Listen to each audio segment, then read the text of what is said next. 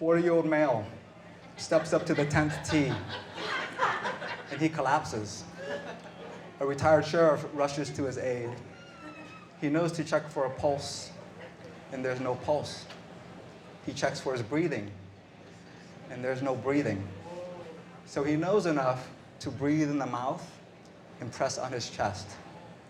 About 15 minutes later, paramedics arrive.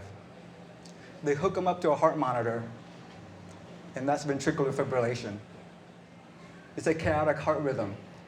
Instead of strong, regular contractions, it makes the heart quiver, and not the good kind when your lover recites Shakespeare. And so they try to shock him. It doesn't work. They give him epinephrine. It doesn't work. So they scoop and run. And in the ER, a team of nurses, techs, and physicians await him. They intubate him by putting a breathing tube into his lungs to breathe for him. They try to shock him some more. It doesn't work. They try a slew of medications, and it doesn't work. Now it's 30 minutes. Every second of every minute, the brain doesn't get enough blood flow. Millions and billions of neurons die. Even if they could restart the heart, will he ever wake up? And so they try something really desperate. They hook him up to a heart-lung bypass machine. And what that is you insert a cannula about the size of a small garden hose into the groin. And it siphons blood, venous blood from the femoral vein. And it pumps into a diffuser that oxygenates the blood. And then it pumps it out into another cannula full of bright red blood back into the body via the femoral artery to perfuse the organs. Now, this doesn't fix anything. It just buys you time to figure out what's going on. And so they rush him to a cardiac cath lab. And in the cath lab, the cardiologist inserts another catheter and snakes it all the way up into the heart to interrogate the blood vessels. And he squirts a dye into these blood vessels to see if there's any disruption of blood flow. And sure enough, there's a clot sitting right there blocking blood flow. And so what does he do? He inserts a balloon to restore blood flow, and he inserts a stent to keep it open. Now this gentleman, over the next few weeks, his heart recovers. But again, will he wake up? And there's a point in time where they talk about withdrawing life support. But he's 40, he's young, he has a family, so they give him more time. And eventually, his eyes start to flutter, his fingers start moving. And then, in a fit of agitated delirium, he pulls out the endotracheal tube before the team thought it was ready. But they were wrong, he was ready. And so over the next few weeks, he recovers enough to leave the hospital, walking, talking, eating, and drinking. And so, think about that. All the things that had to go right, all the medical knowledge, the technology to make that happen. The medications, the emergency medical response system, the hospital infrastructure, right? Leave all of that aside, just the basics, knowledge about the circulatory system, about the heart, and that it's four-chambered. It's a muscle. It receives blood from the lungs. It pumps it out into the body via arteries. And from the arteries, it branches into smaller capillaries. Oxygen and nutrients diffuse for the tissues to take it up. And then it travels back to the heart via the veins, and then back to the lungs to get oxygenated again. And the cycle repeats, beat by beat. And so how do we get upon that knowledge? Let's do a thought experiment. Let's take this patient, put him in a DeLorean, and travel back through time. Okay? Let's go all the way back to the prehistoric era. Now, by definition, this is before writing. So before writing, we don't know what the prehistoric humans were doing. Well, we can kind of guess from the fossil record. If you look at skulls from Neanderthals dated about 30,000 years ago, if you look at their teeth, embedded within the teeth is residue of yarrow and chamomile, right? Now these two plants, very, very little nutritional value. It tastes bitter. Why were they eating it? Maybe they were just hungry. But yarrow is an astringent. It has antibacterial properties. Chamomile is relaxant, anti-inflammatory properties. So maybe they were taking it to fix some pain or cure something. We don't know. Skulls from 10,000 years ago have these little holes drilled inside of them, right? Not a singular event. Many skulls had this. Now, too rounded to be some random rock that hit the skull, right? They must have been doing this on purpose, intentional. And no, they're not trying to start a fire in his head, although I'm sure it burned like hell, right? But why were they doing this 10,000 years ago, right? Were they drilling it to decompress the brain because there was blood underneath the skull? Maybe. Or were they doing it to fix some headache, right? Or exorcise some demon, create a little hole, let evil spirits leave from it? We don't know for sure. But if you fast forward to ancient Egypt, right, they kept records. This is when the written record arose. And we get a clue as to what they were doing back then. And it turns out they were drilling holes for all of those reasons.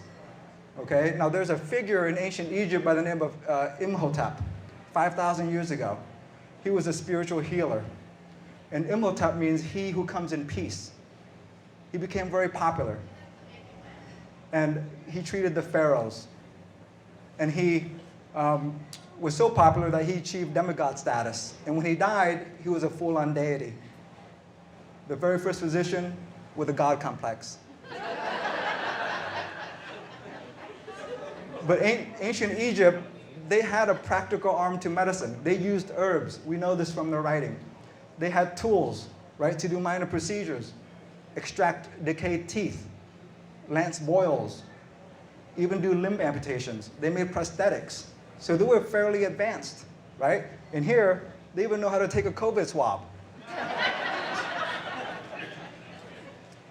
They also had the first treatment to prevent conception, right? You take honey, mix it with sour milk and crocodile dung, and you insert it inside a woman's vagina. Sounds great. Right? We have plan B, they had plan A.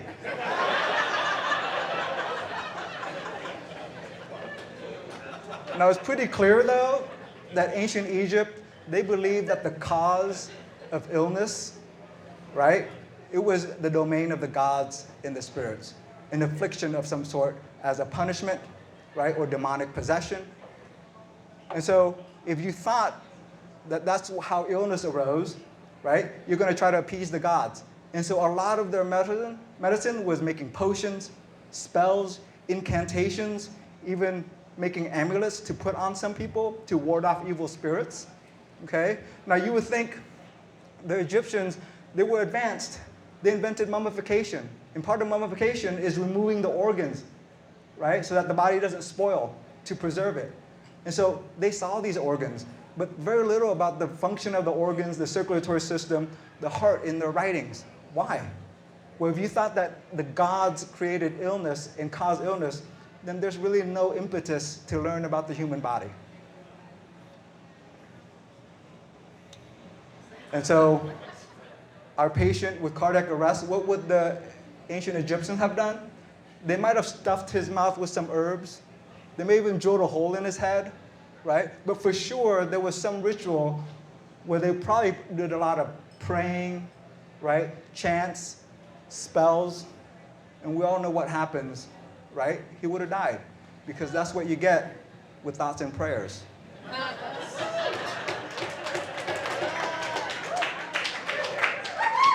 Now, ancient Egypt to ancient Greece. Now, we know the Greeks loved their gods, and their gods loved to interfere in human affairs, right? And so this was the kind of the background zeitgeist during 400 BC. But then came along a few popular figures by the name of Socrates, Aristotle, and Plato. And so they had a different view of man's relationship with God. They felt that man had agency and purpose, and that we had something called logos, which is logic, and we can apply reason and rationality to understand some of the laws of nature, right? And so they planted the seeds of humanism, right? As something separate, and that God doesn't have domain over humans. And so along comes a character by the name of Hippocrates, right? Contemporaries with some of these philosophers. And he was a Greek physician, and he really changed medicine forever.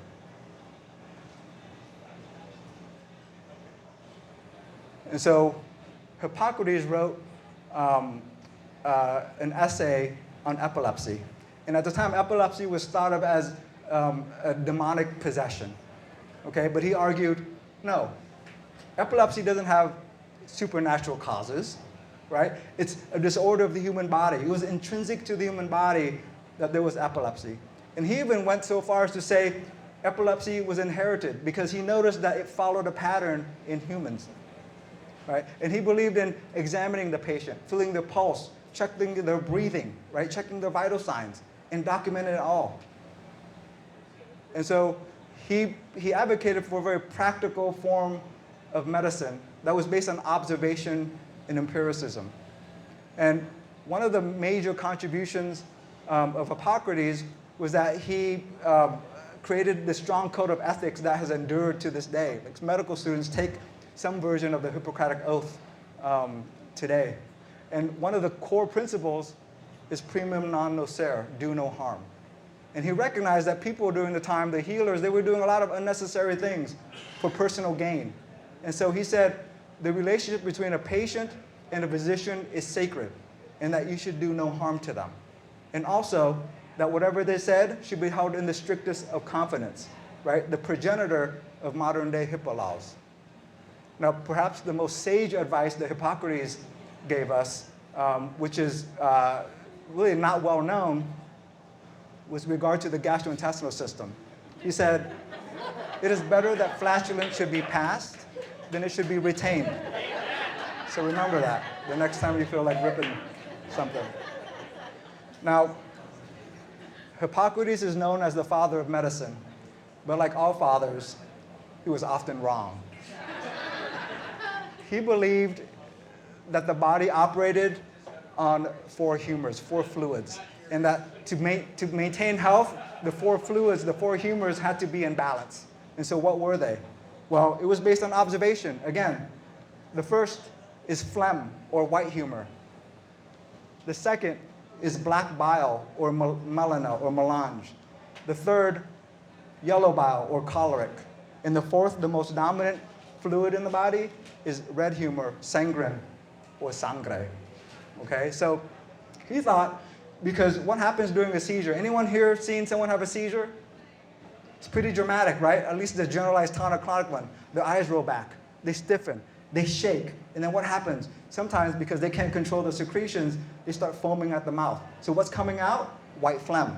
And so he thought, right, seizures are caused by an accumulation of the white humor. Right? If you had a fever, if you had an infection, your skin is hot, your cheeks are flushed, you have an excess of red humor, sangre, sanguine. And so then what do? Well, if there's an overaccumulation of the red humor, you're going to bloodlet. You're going to cut the skin and let that excess come out. And so they performed bloodletting at the time. Now, Hippocrates didn't create this theory. If you look throughout ancient history, the Chinese have a similar theory with qi, right, and the yin and yang balance. Indians, right, had Ayurvedic medicine, and they had the 5 elements, the 3 doshas. So very similar to other cultures, this theory of the 4 humors. But this was the foundation of medicine at the time. Now along comes Claudius Galen. He was a Greek physician, but he worked mainly in Rome. And he was a physician to the gladiators. And he was very interested in human anatomy. Now at the time, dissecting cadavers was taboo, strictly prohibited, right? And so you can just open up a body and record everything, all in one swoop.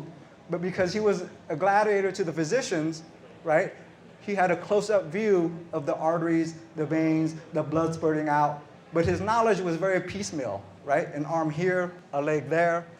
And any gap in knowledge, he dissected on animals, reptiles, monkeys, right? And so a lot of his drawings, some humans had 2 chambers, some had 3, some had 4, okay? And so he proposed a theory of circulation that ended up being wrong, but it made sense to them at the time.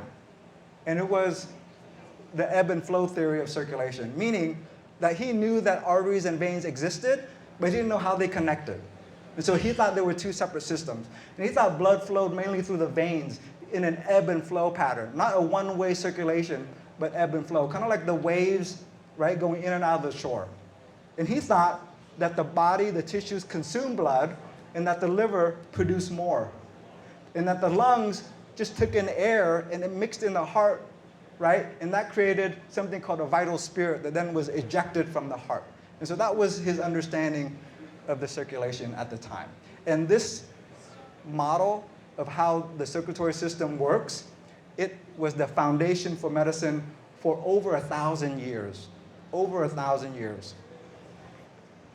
And so after Galen, Rome went into decline, right? You had a power vacuum in all of Europe because the Roman civilization just fragmented, and then Germanic tribes came in, right? And so who filled that power vacuum? The Roman Catholic Church. And then the kings and monarchs aligned themselves with the church.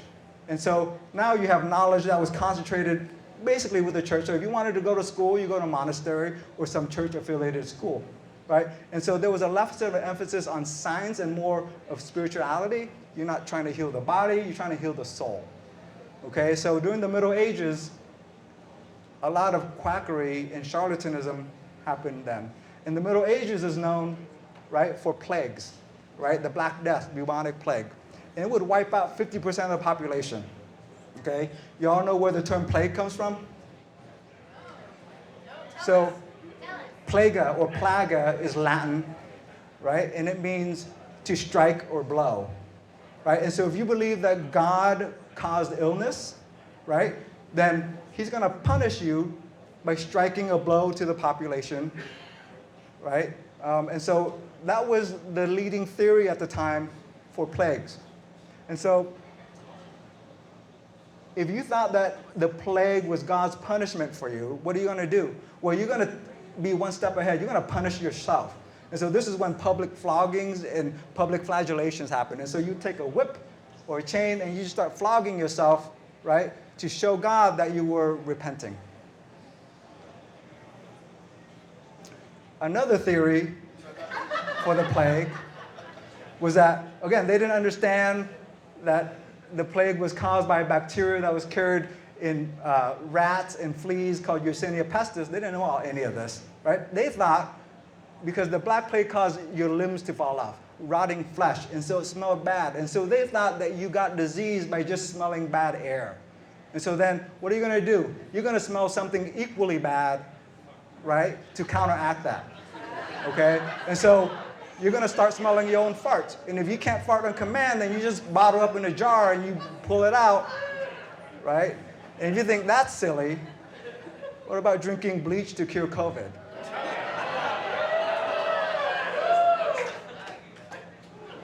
All right. And so while Europe was plunged in darkness, fortunately, the Middle East carried the torch. And there were 2 notable physicians, Muhammad al-Razi and Ibn Sina. Right? So these 2 figures, they were physicians, and they took the Hippocratic model, Galenism, they combined it with Chinese, Indian medicine, right? And so they used that to advance medicine. And so Muhammad al-Razi, he advanced suturing techniques. He used cattle and animal intestines to suture wounds, and because it was stronger and it was biodegradable, you could do surgery on it and embed it in, under the skin, and it would just degrade, and you wouldn't have to remove it, okay? And so Ibn Sina, he wrote a compendium that was really like a masterpiece at the time in medicine. And in it, you'll find the most simple and elegant definition of medicine. And he wrote, medicine is a science from which one learns the condition and states of the human body with regard to health in the absence of health. The aim being to guard health when it exists and restore it when it is lost. I can't think of a better definition for medicine. And notice, there's science, and there's no gods or spirits in that definition. Okay? Now, Avicenna, he had in his book 700 different mineral preps to cure things, right? He advocated for the importance of diet, exercise, and sleep for health, right? And he also had a cure for some mental illness, like hysteria and psychosis. At the time, they were curing hysteria with masturbation. But with one caveat, though, one caveat. Women with hysteria should not resort to rubbing. This is suitable only for husbands and doctors.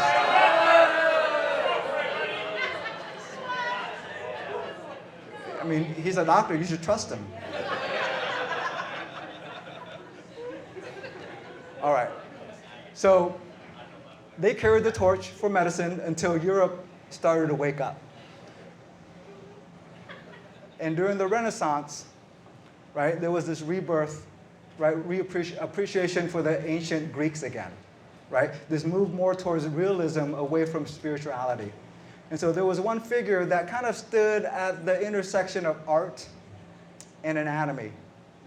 And he's Leonardo da Vinci, right? And this is the Vitruvian Man. It's a balance of geometry and harmony. And so not only was he an artist, but he was an engineer, very fascinated with science.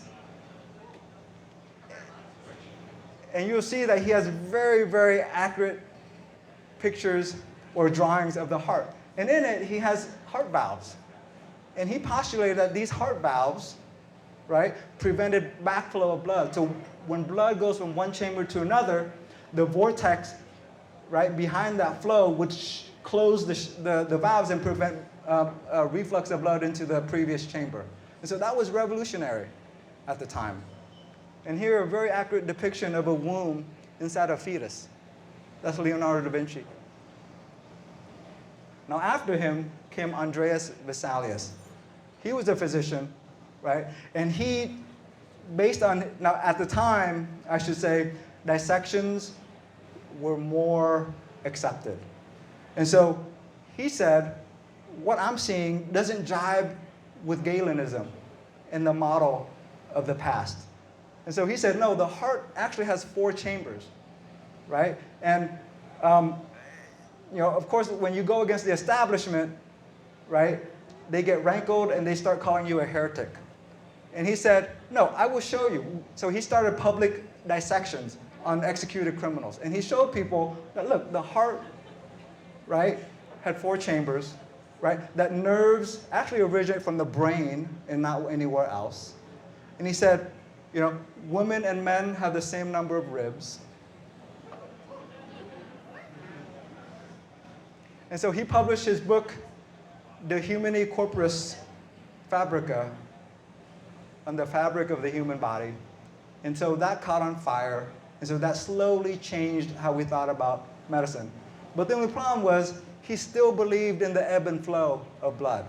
He still thought, he didn't understand that the flow of blood was in one circuit, in one way.